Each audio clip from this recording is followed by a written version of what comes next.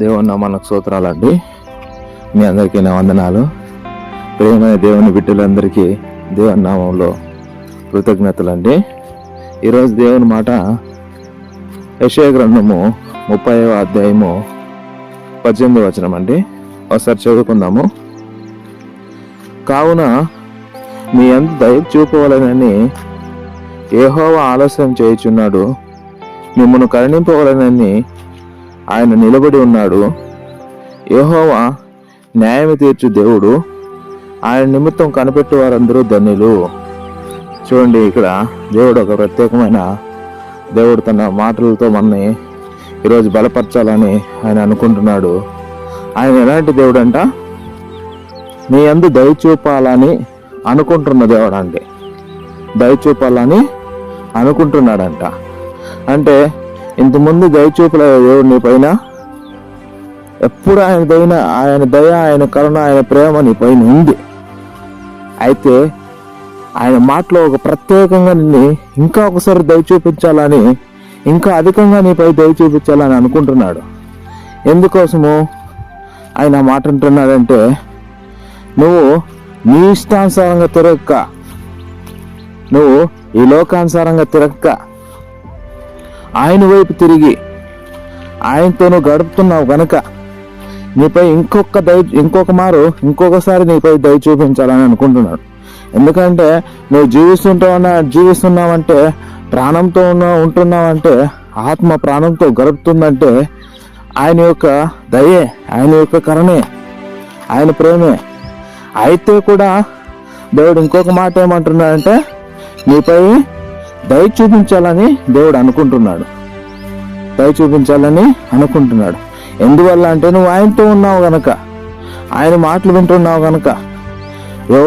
అనేకులు నిన్ను హింసించిన, అనేకులు నిన్ను రకరకాల మాటల ద్వారా హింసించిన, నువ్వు ఎలాంటి వాళ్ళ వైపు నువ్వు వ్యతిరేకంగా మాట్లాడకుండా వాళ్ళని క్షమించి నిరీక్షణతో నువ్వు కలిగి ఉన్నావు కనుక, దేవుని వైపు తిరిగి ఉన్నావు కనుక నీపై దయ చూపించాలని అనుకుంటున్నాడు. సహోదరి సహోదరుడా, ఆ దయ ఎలాగుంటుందంటే, ఇంకొక మాట చూడండి, యెహోవా ఆలస్యం చేయుచున్నాడు, మిమ్మల్ని కరుణింపవలనని ఆయన నిలబడి ఉన్నాడు. చూసారా, ఆయన ఆలస్యం ఎందుకు చేస్తున్నాడంటే, నువ్వు ఎంతవరకు సహిస్తావు, నువ్వు ఎంతవరకు దేవునిలో సహిస్తావు, ఆయన యందు ఎంతవరకు విశ్వాసం కలిగి ఉంటావని. అంతే. ఆయన నిలబడి చూస్తున్నాడు నిన్ను, నీ వైపు ఉన్నాడు, నీ దగ్గర ఉన్నాడు, ఆయన నీ పక్కనే ఉన్నాడు. జ్ఞాపకం చేసుకో. అనేకుల మనుషులు ఇలాగే చేస్తుంటారు. కొన్ని ఇంటర్వ్యూలకు మీరు వెళ్తున్నారంటే మీ వైపు వాళ్ళు అసలు మీకు తెలియకుండానే వాళ్ళు కొంతమంది నీ వైపు పెట్టింటారు. మీరు ఎలా ఉంటారు, ఎలా ప్రవర్తిస్తారు, ఆఫీస్లో అటెండర్లతో ఎలా ప్రవర్తిస్తారు, ఎవరితో ఎలా ప్రవర్తిస్తారని ఓ సీసీ ఫుటేజ్ లాగా వాళ్ళు పెట్టింటారు. ఈయన ప్రవర్తన ఎలా ఉంది, ఈమె ప్రవర్తన ఎలా ఉంది అని. అలా దేవుడు కూడా, వాళ్ళైతే మనుషులు కాదని దేవుడైతే నీ దగ్గరే ఉన్నాడు. నువ్వు చేసే కార్యములన్నీ చూస్తున్నాడు. నువ్వు మంచిగా ఉంటున్నావా, చెడుగా ఉంటున్నావా, లేదా కోపంతో ఏమైనా ఏదైనా చేసేస్తున్నావని దేవుడు నిలబడి నీ దగ్గరే ఉన్నాడు. ఆలస్యం చేస్తున్నాడు అంతే. కొంచెం నువ్వు ఆయన వైపు తిరిగి ఉన్నావా లేదా అని చూస్తున్నాడు.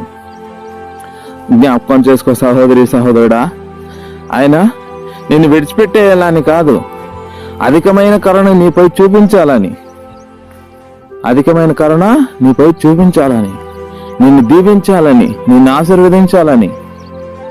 అనేక సూటిపోటు మాటలు అత్త ద్వారా, లేదా చుట్టుపక్కల వారి ద్వారా, లేదా విపరీతమైన ఇంట్లో గొడవలు, నువ్వు మందిరానికి వస్తున్నావని, నువ్వు దేవుని నమ్మి ఉన్నావని, నువ్వు రకరకాల దారులన్నీ విడిచిపెట్టేసి ఒకే దారి, యేసు దారిని వెతుక్కున్నావని, ఇలా రకరకాలుగా ఉంటున్నావని, నువ్వు రకరకాలుగా ఉండి వాటిని అన్నింటిని విడిచిపెట్టి నువ్వు దేవుని వైపు ఉంటున్నావని నీకు అనేక రకాలైన ఇబ్బందులు, వేదనలు, శోధనలు ఎదురవుతున్నాయి.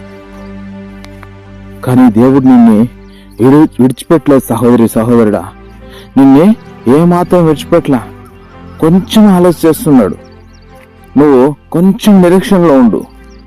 ఆయన నిన్ను దీవించబోతున్నాడు, నిన్ను ఆశీర్వదించబోతున్నాడు, నీ జీవితంలో అద్భుతాలు చేస్తున్నాడు, ఆశ్చర్యకార్యములు జరిగించబోతున్నాడు. నువ్వు దయచేసి సొమ్మసిల్లిపోవద్దు, అలసిపోవద్దు. నీ పక్కనే ఉన్నాడు నీ దేవుడు, నిన్ను విడిచిపెట్టలేదు. ఒక్కసారి జ్ఞాపకం చేసుకో సహోదరి. ఏదో చిన్న మాటలు వచ్చాయని, చిన్న వేదన వచ్చిందని, చిన్న ఇబ్బంది వచ్చిందని, ఒక చిన్న ఇబ్బంది వచ్చిందని, ఎగ్జామ్లో క్వాలిఫై కాలేదని, అన్ని తెలుసు దేవునికి. జ్ఞాపకం చేసుకో, ఇది కాకపోతే ఇంకోటి ఇవ్వగలడు, దాని ద్వారా కాకపోతే ఇంకో ద్వారా ఆశీర్వదించగలడు. దేవునికి అసాధ్యమైంది ఏమీ లేదు. జ్ఞాపకం చేసుకో సహోదరి, సహోదరుడా. నువ్వు దేవుని చెత్త నుంచి తొలగిపోవద్దు, ఆయన మాటల నుంచి తొలగిపోవద్దు. సహనంతో ఓపికతో ఆయన దగ్గర ఉండు. ఆయన నీ అద్దే ఉన్నాడు, ఎక్కడా పోలేదు. ఆయన నిన్ను విడిచిపెట్టలేదు. గుర్తుపెట్టుకో. నీకు ఇన్ని రోజులు, ఎన్నో సంవత్సరాల నుంచి అనారోగ్య పరిస్థితుల్లో ఉంటున్నావు. ఆయన నువ్వు దేవుని వైపే ఉంటున్నావు, విడిచిపెట్టలేదు. ఆయన ఒకరోజు అద్భుతం చేయబోతున్నాడు నీ విషయంలో. ఆశ్చర్యకారం జరిగిపోతున్నాడు. నీ చుట్టుపక్కల వాళ్ళంతా చూసి నీ పైన అసూయ కలిగే విధంగా చేయగలడు దేవుడు. గుర్తుపెట్టుకో.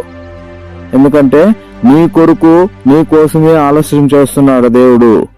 వేరే వాళ్ళ కొరకు, వేరే వాళ్ళు అది చేయాలని, ఇది చేయాలని వాళ్ళ యొద్ద నిన్ను ఆశ్చర్యకరంగా నిలబెట్టాలని చూస్తున్నాడు దేవుడు. గుర్తుపెట్టుకో. నేను అవమానపరచాలని దేవుడు ఎప్పుడు చూడు. నీ అవమానంలో నేను ఆశీర్వదించగల దేవుడు. అర్థమవుతోందా? కాబట్టి సహోదరి, సహోదరుడా, ఈరోజు దేవుడు మనతో అత్యద్భుతంగా మాట్లాడాడు. దేవుడు ఆయన నిమిత్తము కనిపెట్టిన వారందరూ ధన్యులు. చూడండి, మనం ఎవరైతే ఆయన ఎందుకు కనబెడుతున్నామో, ఇదే మొదటి నుంచి చెప్తూ వచ్చిన వాక్యము. మనం ఆయన ఎందుకు కనబెట్టినామంటే ఈ ఆశీర్వాదములన్నీ మన కొరకే దేవుడు దాచి ఉంచినాడు. కాబట్టి ఈ వాక్యాన్ని దేవుడు దీవించును గాక. మనం ప్రార్థన చేసుకుందాము.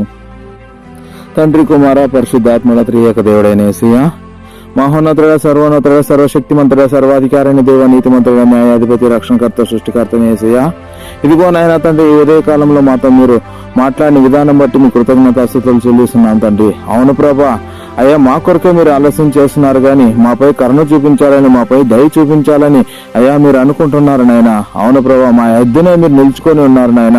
అవును ప్రభా దేవా, ఇదిగో తండ్రి, మాటలు ఎవరైతే ఉంటున్నారో నీ బిడ్డలు, ఆ బిడ్డలు మీరు జ్ఞాపకం చేసుకోండి అయ్యా. ఆ బిడ్డలను విడిచిపెట్టకండి ప్రభా. అయ్యా, వాళ్ళని మీరు లేవనెత్తండి ప్రభా. ఇదిగో ఈ దినాన్ని, ఆ చివరి దినమై ఉండుకు సహాయం చేయండి. వాళ్ళ ఓపిక ఈ రోజే తండ్రి నా ప్రభా, అయ్యా, చివరి దినమై ఉండుటకు సహాయం చేయండి. వాళ్ళ అద్భుతాలు వాళ్ళ జీవితంలో జరిగించండి ప్రభా. వాళ్ళని మీరు వాడుకోండి. వాళ్ళని అద్భుతంగా అయ్యా వాళ్ళ శత్రువులు ఎదుట నిలబెట్టండి ప్రభా. మీరు సహాయం చేయండి, మీరు ముందుండి నడిపించండి అయ్యా. ఎవరైతే ఈ వాక్యాలంటే వింటున్నారో దినదినాభివృద్ధిని వాళ్ళకు దయచేయండి ప్రభా. మీరు దీవించి ఆశీర్వదిస్తారని, ఆశ్చర్యకార్యాలు, అద్భుతకాలు జరిగిస్తారని నీకే మహిమకంతా ప్రభావం చెల్లించుకుంటూ నజరేయుడైన యేసు నామమున ప్రార్థన చేసి అడిగి వేడుకుంటున్నాం తండ్రి. Amen, amen.